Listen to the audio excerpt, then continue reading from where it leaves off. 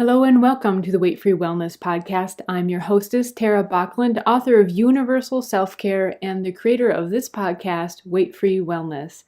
And today we are talking about a gift guide with heart.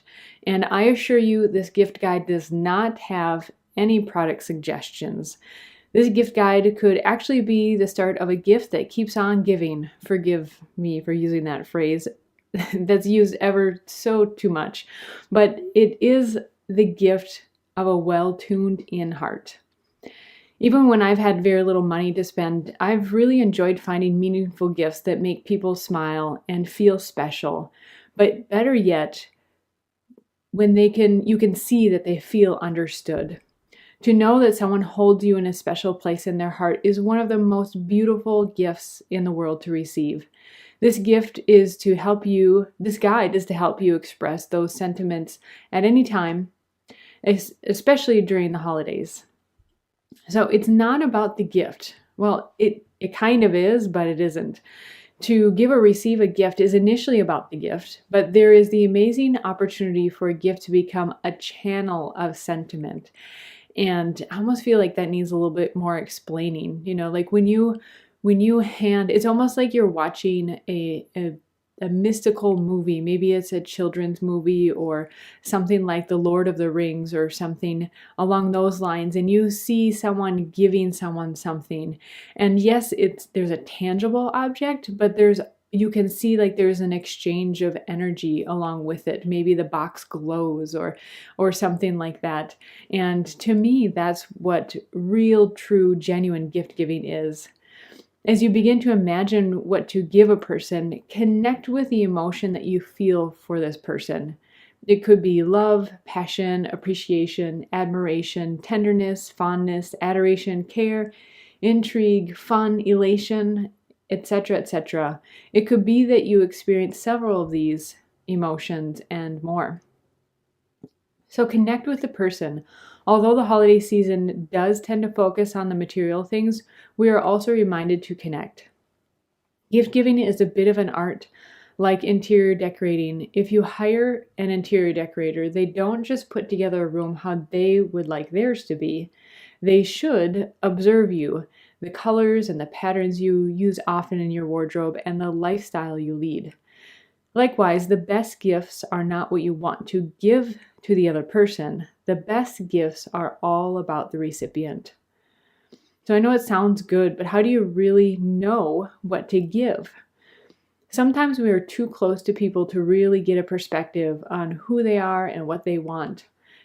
And if you don't believe me, just go through the following inquiries that I'm going to pose to you. I guarantee you'll learn something new about the people who are closest to you and learn how to give a great gift in the process. So first, inquire what is their love language. The 5 Love Languages is an ever helpful book written by Dr. Gary Chapman. The principles in this book can be used in all kinds of relationships and encounters, even with children, and I have found it helpful in business too. In this book, Dr. Chapman illustrates how we each have 2 primary love languages with which we like to communicate and especially to receive our messages of love. And they are physical touch, words of affirmation, acts of service, receiving gifts, and quality time. While writing this article, I took the quiz again, and it's been quite a few years since I did it last, and I wanted to confirm my love languages. And I found or rediscovered that my top 2 love languages are acts of service and receiving gifts. And I'll get into a little bit of that later.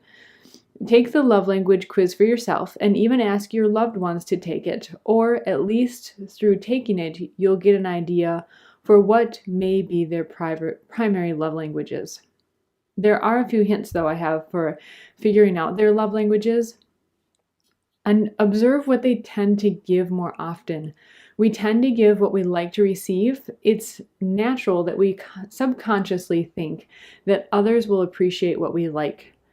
Also, notice what they complain about. Now, I'm not at all advocating these tactics for expressing your love languages or getting what you want, but you can sometimes notice the quality of something by its opposite. So physical touch, the person may complain, "Why don't you touch me? Hold my hand." Or they are particular about how they like to be touched. Also, words of affirmation. They may say, "You never say you love me." Now, this may be exaggerated, but it feels true to them. They also may say, "Tell me I'm doing a good job for once." Acts of service. They may say, "Would you just help out?" Or, "I do all the work around here." And receiving gifts. "I can't wait for my birthday. At least I know that I can count on a gift then." And lastly, quality time. They may say, "Why can't you take some time for us? When can we have time together, just the two of us?" So those are some ways to notice. But you can also notice their primary love languages by what they ask for or treat themselves to. Physical touch, massage, spa treatments, hand-holding, caressing. Words of affirmation, seeking friendships with people who offer praise, posting social media posts that initiate praise, or even bolstering oneself. Acts of service, they may volunteer, offering to help others even when they are short on time, energy, and help for themselves.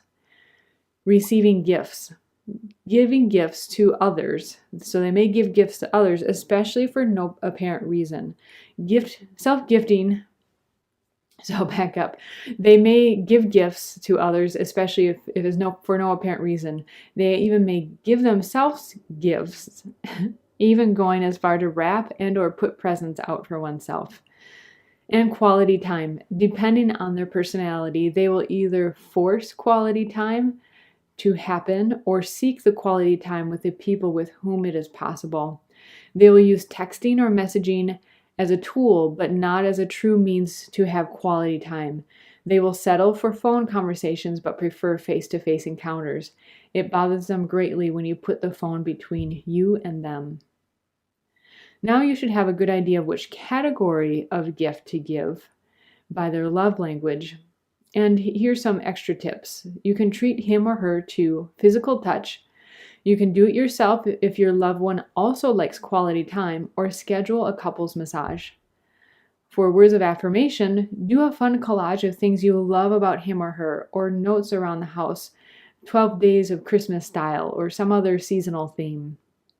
Acts of service, make a coupon book with redeemable chores you will help with. Leave a few that are fill-in requests and be sure to honor them. I would also suggest that you add a line of "will be completed by," for example, within 1 week or in 1 day, for example, for clarity.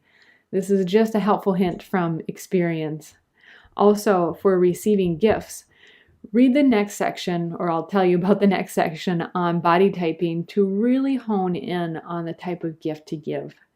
And then finally, quality time. Put some thought and effort into this. If your loved one is a quality time person like my hubby is, you may also have to put some extra effort in. This is my least dominant love language, that's quality time, so I have to really think from his perspective on this one.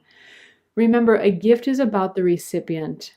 I will often go to movies that I don't particularly enjoy because I know he likes to go together.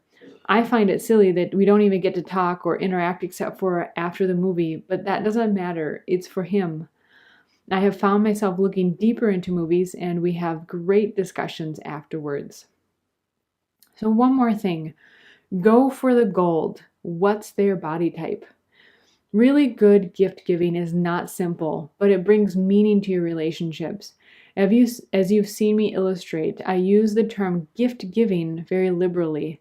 Sometimes you give the gift of your time. Sometimes you give in a type of effort. This podcast episode is not just about the holiday spirit. It's about cultivating healthy relationships for the long run, not just for a season.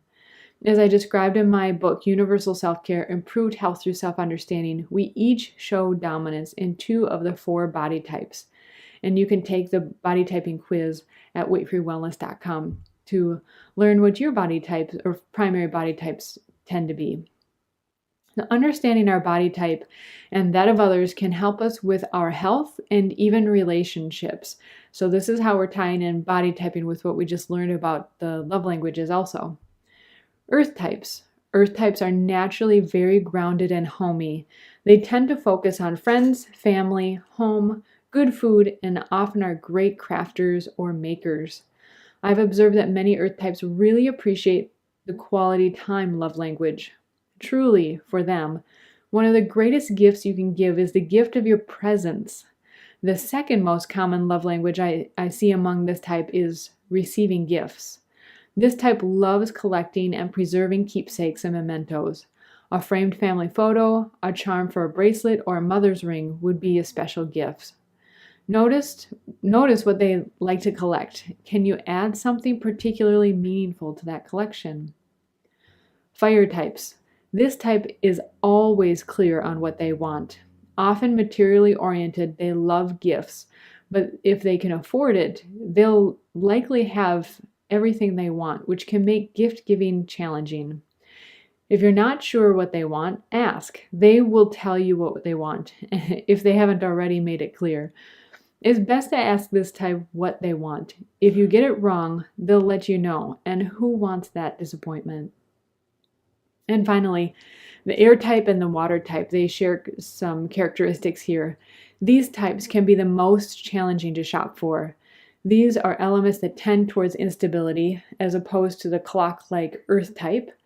Even if you ask them what they want, you still might not get a clear answer, and worse yet, they may not be sure themselves. Or if they're moody, they might test you by making you guess.